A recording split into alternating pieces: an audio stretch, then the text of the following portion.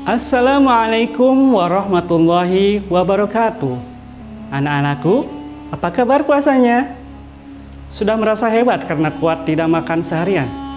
Ingat, Rasulullah pernah bersabda bahwa banyak orang yang berpuasa namun tidak mendapatkan apa-apa kecuali lapar dan dahaga. Mengapa demikian? Karena fisiknya berpuasa namun lisannya masih gibah, jempolnya masih mengetik komentar yang jahat, dan hatinya masih dipenuhi rasa iri. Jadi, di bulan yang suci ini, yuk kita sinkronkan. Bukan cuma perut yang kosong, tapi hati harus bersih dari penyakit hati. Jangan biarkan pahala puasa kita bocor hanya karena kita gagal menjaga akhlak. Semangat puasanya ya. Assalamualaikum warahmatullahi wabarakatuh.